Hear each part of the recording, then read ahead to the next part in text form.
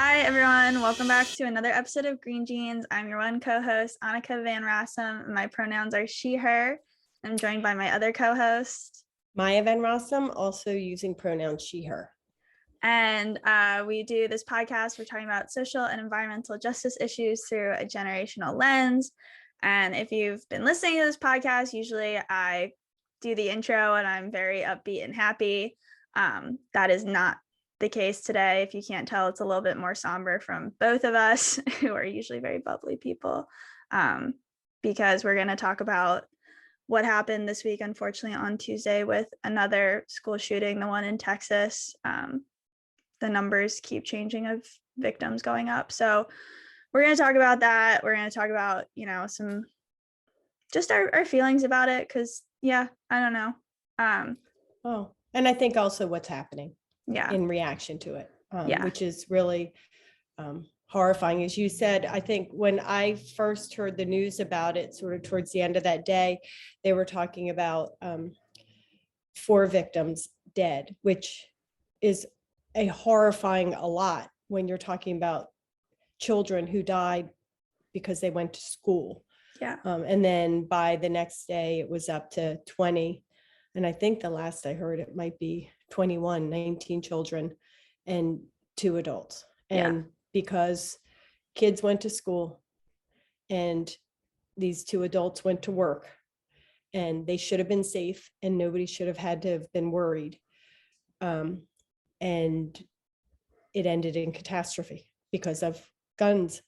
Yeah. I mean, especially like never that there's any setting that this is okay. I think it's always just especially shocking when it is like elementary school kids. And this was like somebody that another young person, but like came from outside the school and entered with automatic rifles. And that's just like especially scary to me. And I was so I guess first, before I get into like what pissed me off actually last night before I went to bed that I saw, I'm just curious, Mom, because I feel like since I was in high school, I know like Columbine and all that happened like when I was really young, but I feel like when I was starting to get to like the end of middle school, high school, school shootings were like when the school shooting drills kind of started for us, and it was like a pretty prevalent like awareness, but it was more, I feel like, centered around like people who are bullied are the ones that are going to come in and like shoot everyone, not kind of like random people, or like it was just a whole different conversation. But when you were in school, because we do this generational thing, like I don't know, was this ever kind of like a worry for you? Or nope. I mean, it wasn't a thing. Never thought about it. We had fire drills. That's what we had fire drills. And it was really around the time of Columbine, and what a shock. And then it, as everybody knows, this is just an increasingly regular occurrence around the nation. And I think that, when it happened, like when Columbine happened, for a period of time after, you ponder, you worry, you wonder, and then it fades, and it doesn't feel, and it never felt like it was as possible that it would happen in, where you were going to school, or where Vim was going to school, or where, Stephen and Tommy were going to school with you, my stepkids, 2 of my stepkids. But now it really is. I mean, it is not uncommon that I send Dave, my teacher husband, and Vim, my high school son, off to school. And I wonder if something's going to happen, and then periodically you get an email from the school saying that they found a threat of gun violence in a note left on the bathroom floor, like, or these different things that happen. And the school, hyper reacts. And it's very understandable why they hyper react, because this is becoming common, and it is a scary thing. So I didn't think about it at all as a child. I think about it a lot as an adult and a parent. Yeah. I mean, and like so one of the things I read this morning was just like stats, and like usually I'm like the numbers person on the podcast we do, but this is like so much more than just like numbers, but it is like shocking. It was the United States is the only nation in the world where civilian guns outnumber people. So there's more guns than there are people. And, I think we've seen with a lot of these mass shootings, it's, and the one in New York where people were targeted for their race, it's people who have access to automatic rifles or automatic weapons. And there's like simply no reason that any civilian should have an AR-15, let alone two, let alone multiple. Like the things that one can list is just like ridiculous to me. But before I went to bed, I was just watching the news, and there's a clip. So I guess Greg Abbott, the governor of Texas, had like a press conference, and Ted Cruz was there, and like a lot of the reporting was big shout out to Beto O'Rourke, who like went up and basically interrupted the press conference and was like, stop this BS, like you need to do something about guns like right now. And of course I was appalled that Ted Cruz and everybody was like shouting at him. They're like, get out, blah, blah, blah. Like that he was this awful person, and it's just ridiculous. Like, F you, Ted Cruz, F you, Greg Abbott. But before all that happened, I have something about, I saw Ted Cruz did this morning too. Greg Abbott, governor of Texas, was like, we're going to talk about what happened. But he literally said, if there's one, like, with everything that happened, it could have been worse. It could have been worse? Are you kidding? First off, this is the deadliest mass school shooting since Sandy Hook. So, like, I don't know what you're talking about, but also, like, literally one person getting shot in a school is the worst situation. There's no, it could have been worse. That is the worst thing possible done. And I can't believe that came out of his mouth. Well, and Ted Cruz also was quoted in the press as saying, well, Ted Cruz said, I read it in the press, if you want to stop these murders, go after the murderers.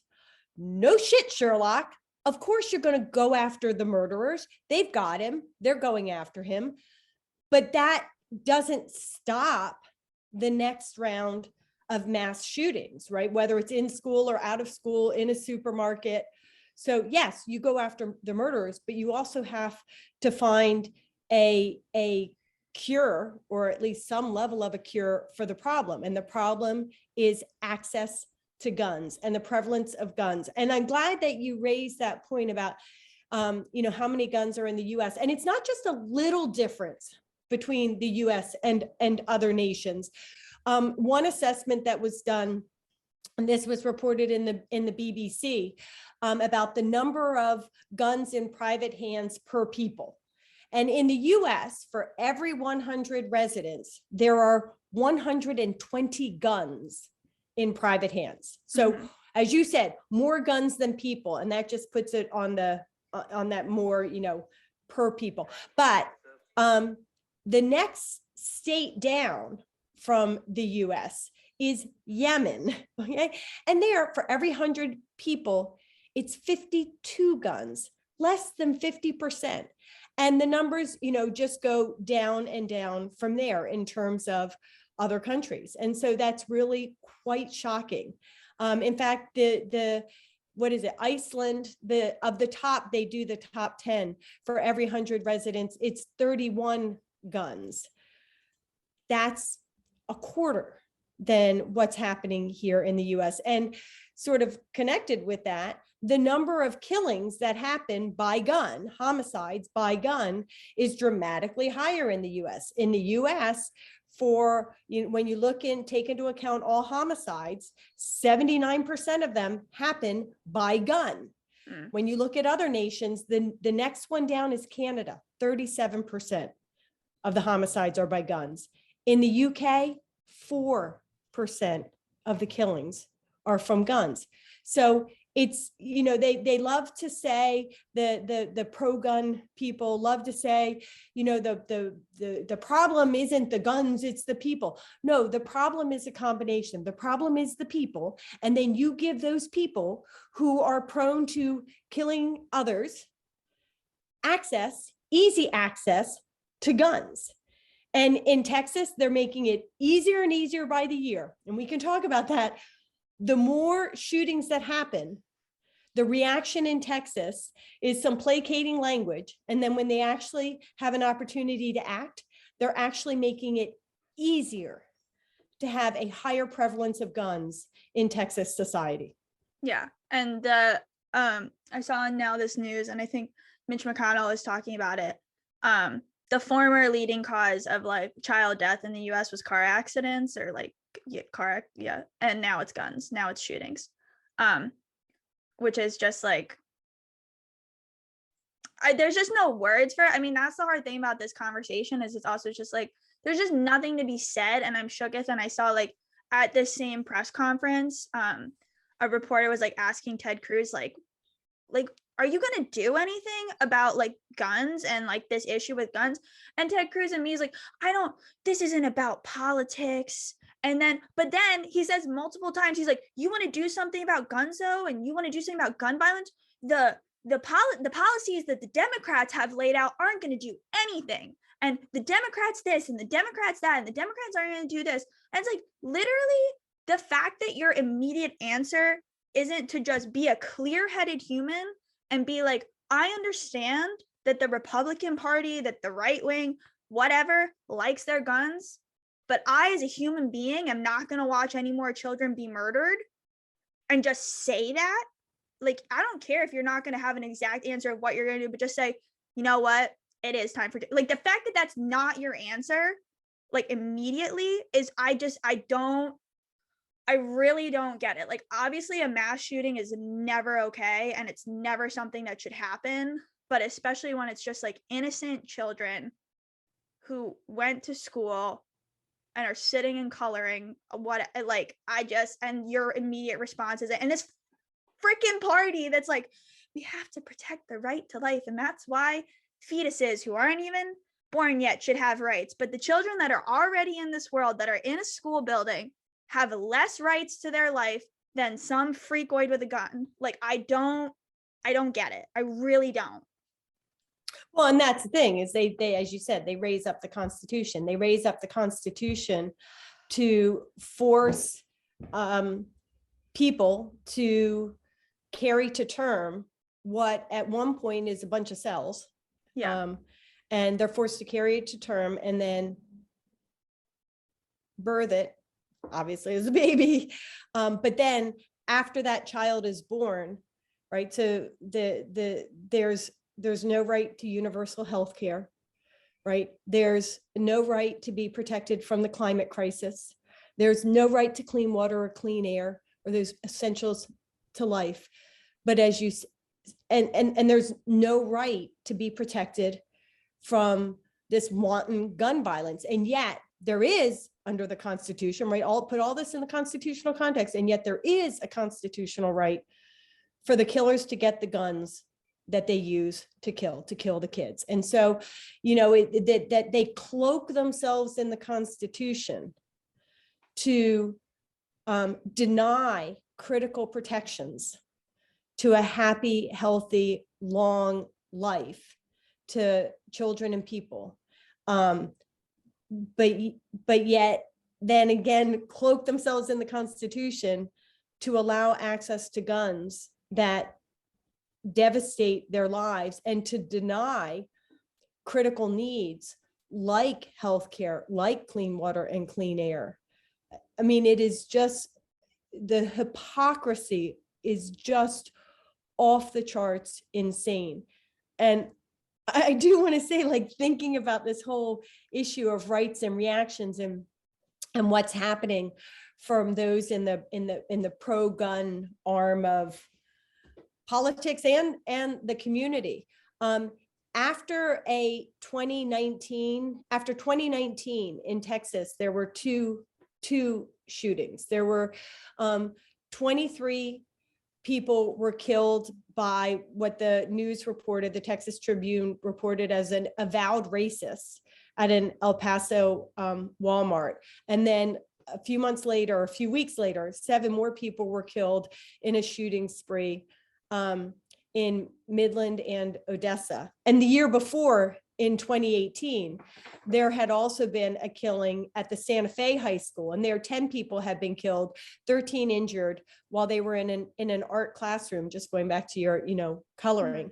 And while there were some verbal platitudes for a little while, the governor and the lieutenant governor, Governor Abbott and Lieutenant Governor Patrick, spewed some things immediately thereafter. And then in terms of doing something meaningful in response, and then quickly pulled back from it.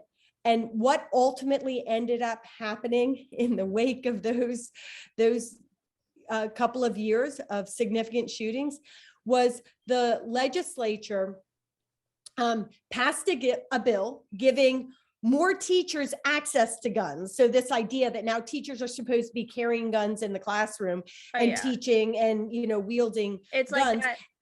And they also the had only thing to stop like a bad guy with a gun is a good guy with a gun, like that whole argument. Yeah, which isn't true, because there were a lot of good guys with guns that didn't stop this bad guy, right? But then the other thing is that they removed the requirement to have a permit to openly carry a handgun in Texas. So there was it eliminated the requirement for Texas residents to obtain a license to carry handguns if they were entitled to carry, if they weren't prohibited from carrying a handgun under state or federal law. So you remove the permit obligation. I mean, that was the reaction then. What's going to be the reaction now? How are we going to make it even easier? What are we going to go is Texas government going to go buy guns and for every one of their residents and hand them out like candy? Is that what we're going to do now? Just to make sure there was somebody who was saying on the press, oh, well, I'm embarrassed that Texans haven't bought more guns. I think it was the governor who said that in the not too distant past. So, okay, so how are you going to cure that? You're now going to go buy guns and hand them out to everybody? I mean, it sounds absurd, but all these things that they're doing are absurd. Yeah. Because they are non-helpful responses, and they are responses that make it worse. And as you said, if you don't think that the other side is putting forth solutions that will make a difference, the reaction is don't do anything, cover your ears and eyes and say, I can't hear you or see you. The reaction then is to say, I don't think their solutions will work, but here are my solutions that will, and put something forth that's meaningful. Yeah. And I mean, it's like at the end of the day too, like there's absolutely no reason that anybody in this country should own an automatic weapon. Or like that is like, I mean, I don't like guns in general at all, but the fact that anybody could get this 18-year-old could get his hands on 2 AR-15s is absolutely absurd. And why nobody in the Republican Party at least can like see that as a minimum problem, like that you guys can't even just like take a breath and go like, no automatic weapons, like that you can't even do that is ridiculous, number one. Also, give everyone guns. So we're recording this on Friday of the week, guys. So, I don't have all the information, but I read this morning that, I guess when the police appeared at the school, a bunch of the parents also, they heard and they ran. And parents were yelling at the police because the police weren't going into the school. And they were parents were getting ready to storm the school and be like, if you're not going to fucking save my kid, I am. And it's adding more guns into the mixture, or adding these police that we are that the world thinks are the saviors, not the thing. The start has to be getting the access of the gun away from these people that have this ill intention or could possibly do it. But I think it's interesting, Mom, you saying about the cloaking themselves in the Constitution, because we listened to, and we've talked about it in law school. So if anybody wants the full story, go listen to the More Perfect podcast, and the episode is called The Gun Show.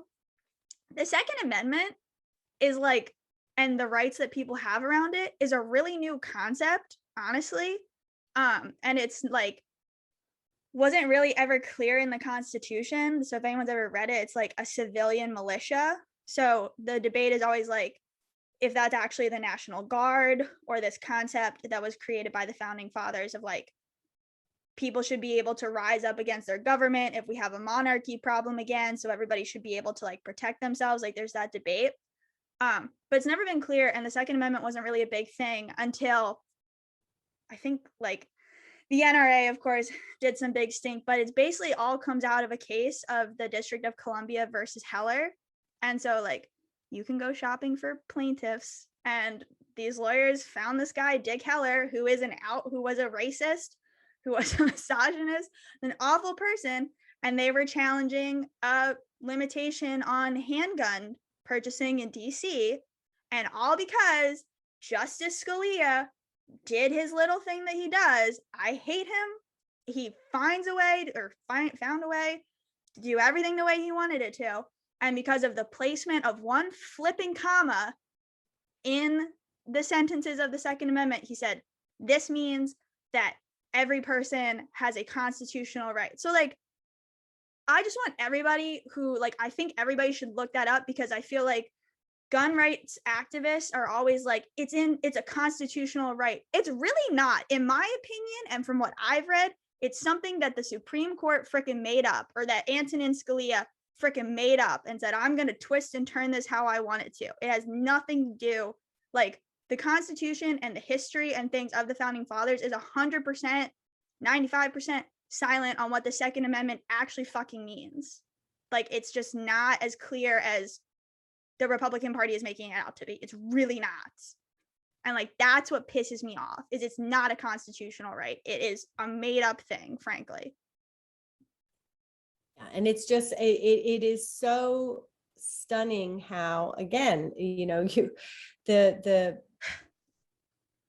powers that be, whether it's the Supreme Court these days, or that or legislators, without a moral compass, will twist things to be the way they want, particularly when it harms people. I mean, really, to limit access to guns does not harm people. It may require them to modify their lives.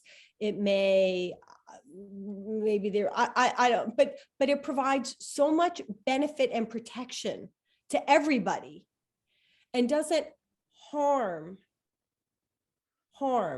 you know, in terms of life, right? Like real life, those who have that limited access. And yet when you flip it around, giving guns just wantonly to everybody is harming a lot of people and harming the greater good. And frankly, it's harming the gun toters themselves, because there are people, you know, there are a lot of statistics about how many people commit suicide with guns. It's a huge number. It's more than half the deaths by gun, as I understand it, are people using guns to commit suicide. And, you know, one thing about suicide is yes, there are people who plan and work towards it, but it's also, if you can get the person not to kill themselves in that moment, very often you can help them past it, especially when we're talking about young people, or that are people who are experiencing a health crisis, right? Of course, I'm not saying everybody, of course but there are so many of those suicide deaths that wouldn't happen if the gun wasn't right there for the people to grab it and use it. So there's just so much harm that's happening by having this. And it's physical harm, it's life harm, it's psychological harm, it's economic harm. I was reading an article this morning in Law 360, and a decision was just handed down in New York State, allowing a case to go forward where people could go after the gun manufacturers, bring a claim towards gun manufacturers. And I think it's to, I don't know all the ins and outs of the claim, but the gun manufacturers were trying to say they have a right to free speech and this, that, and the other thing. They shouldn't, there's this law and that law and all these things that should make them immune from somebody coming after them for the damage inflicted by the guns that they have manufactured. And this one judge in New York State said, no, you don't get to cloak yourself in all of these things. Yeah, good. You can be subject to a legal challenge and going to court. And so that was really good to see, because there too, a lot of what happens, a lot of why the laws are the way they are, or that case that you talked about, the Heller case and other cases, the legislators, and the legislation that we have and all these things. It's because the gun manufacturers and the gun advocates themselves have so much money. And that's what it's really about. It's about having money and making money and giving money to the right people that will do what you want them to do, to allow more manufacture of and access to guns, so that the gun manufacturers can make more money and give more money to the people who, it's, to the legislators, and it's to do their bidding and do that. It's just like this insane cycle, and it's an insane cycle that's at its core about industry making money. Yeah. Regardless of the sacrifice of kids and people. Yeah. And it's just also like, it's just lies, the things that they say too, like they're like getting all their money, a lot of their like money and stuff too, like the NRA and all that, are able to like say this like logic around, or like pretend this story is like the Democrats are going to come in and take your guns and they're going to take this from you, when like really the only policies the Democrats are doing isn't even like getting rid of guns. It's like, you should have to do a background check before you get it. You should have to wait 30 days before you pick up the gun. Like, you should be required to take like a training course so you know how to properly use it. Because another issue is a lot of people have guns in their home, and you have issues of young children accidentally shooting somebody in the home. Like, that happens. And so it's never like this policy that's like, we're taking your guns away, even though the Republican Party loves to pretend like that's it. And it just, yeah, it's just BS. And I just think like they're bad people. I think gun rights activists are bad people, frankly. And there really is this democracy problem, because, Gallup reports repeatedly, other pollsters report repeatedly, how many people, that the majority of people in America want to see some positive limitations on gun access, whether it's the kinds of things that you just mentioned or other things. I think that there's a whole range, but the majority of people are in support. The majority of people want to see the climate crisis taken on. The majority of people want to see clean energy advancing and dirty fossil fuels not, right? The majority of people want to have that access to healthcare by others. And the majority of people want women to have the right to choose about whether or not they want to have an abortion or carry a fetus to term. And yet, a very few in the Supreme Court and a minority in the legislature, whether we were talking about state or federal or combined, want to go the opposite way. And the minority, because of the way the Constitution is structured, and a lot, the energy level of those who are powered by anger and hate to get out and vote, that is giving that minority power. So I think it's really does, we have a huge democracy problem, and we really do need people, whatever their belief system is, you got to go out and vote. It's such it's not just a right, it's really an obligation. As somebody who became a US citizen by choice when I was in my 20s, right? The ability to go in and cast that vote was just such a joy and it's very empowering. So we really have to do that. Now, I want to just tell you one other story, Annika. A couple of years ago at Vim's school, there was a program done by this one group, and they were bringing together parents, teachers, and students to talk about this issue of guns and gun violence and what's happening in school. And they had these breakout sessions. And in this one breakout session, a parent asked a child and said, I've been hearing about these bulletproof backpacks and things, that you can buy that are intended for kids to take to school. So if a shooter comes in, right, you have a bulletproof backpack or a bulletproof vest that maybe you have in your backpack or whatever, so you could put that on. And would you like that? Would that make you feel more protected? And the interesting answer from the student, and I thought this was really striking, and there were a lot of nodding heads from the other students, was no, it wouldn't make us feel safer. It wouldn't make us feel better. because it would mean that every single day that I went to school and I picked up that backpack, I would be reminded that somebody might come into my school and shoot me, because I would be looking at this as this bulletproof backpack.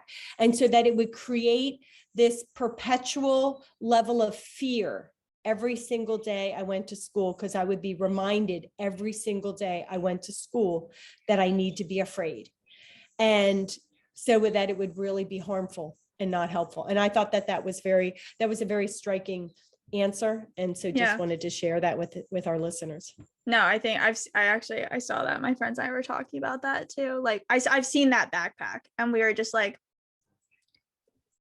what kind of country are we living in that people are like, I'm going to make a bulletproof vest backpack for kids? Like that seems to make more sense than let's enact laws to prevent gun violence like this. And good for that student for saying that. Like that takes a lot.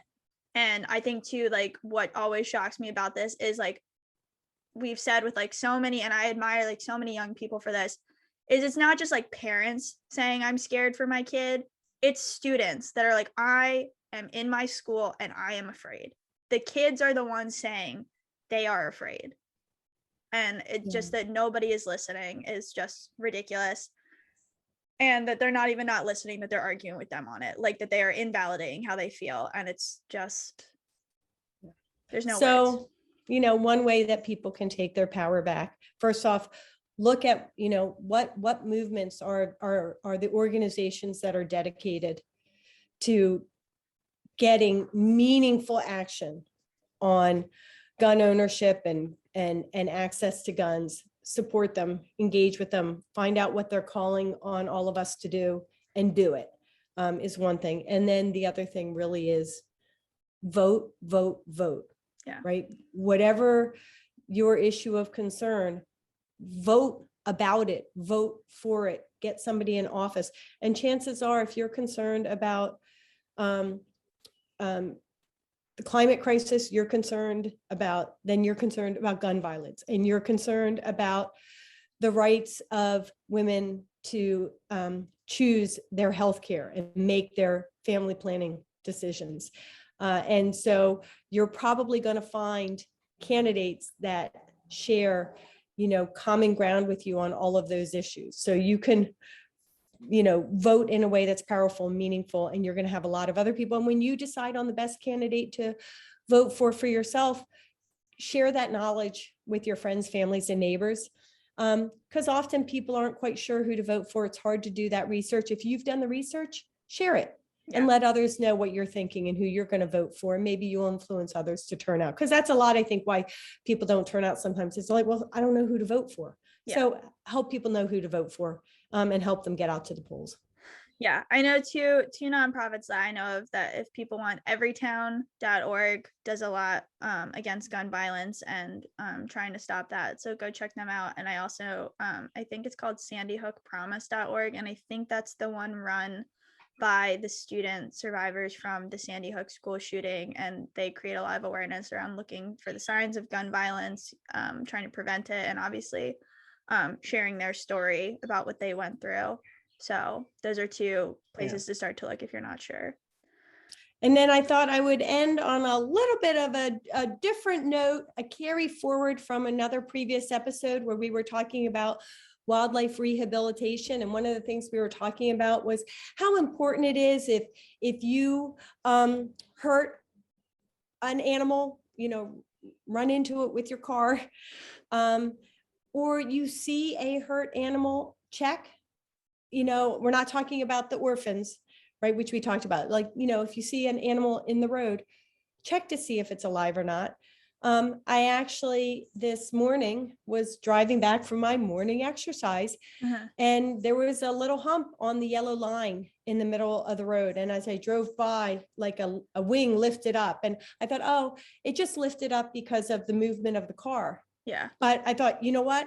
No, I'm going to check. And I swooped back and I stopped my car in the middle of the road. I turned my hazard lights on, and there was a bird laying there. And it wasn't moving. So I thought, oh, it's dead. And then it blinked. and it blinked and it blinked. It was alive. Oh, wow. So I got my towel and my box that we talked about, the value of having that in your car. And I gently scooped it up and I brought it home, and it had some, energy, because when I went to put it in the box, it so it had some energy. And long story short, took it to the wildlife rehab center. So it's now getting the care that it needs, and I will report out if they let me know if it was released. I don't expect them to, but I think they try to. But the thing is it was really sad. That bird was left lying there on the road. Somebody hit it. They knew they hit it. Yeah. And so, like we talked about last time, every single time a car drove by, that bird had to be subjected to this horrible fear that it was going to get run over, or, and it didn't know, but get killed, get hurt. Yeah. And so how horrifying that you injured a creature and then left it to be so fearful, because eventually it would have gotten run over, but it could have been a long time. But how wonderful when you take a moment and stop and check that you can help save the life of an animal who needs your help, and take it to a wildlife center. Of course, I gave them a donation to thank them for their good works and caring for it. So I think that was just, when you take time and you care, you can make a difference. Yeah, that's awesome. That's a great end. I feel like that's a good little lighthearted, everybody can do something to change the world. Yeah. So sad show, hopefully a little light at the end, in a different context. But thanks for having the conversation with me, Annika, because I know it's difficult and it's scary for each of us in different ways. You as a young person going into these places and spaces where, well, I guess really at this point, anybody can go anywhere. And I mean, I think that's the thing we've seen literally in just 2 weeks, from schools to your grocery store. But I think, like we always do at the end of every episode, just remember that everybody can make a difference. And if you're enraged or sad or whatever, whether it's going out to vote, calling your legislator, making a donation, everything counts, and just do something. So I guess until next time, everyone. Until next time.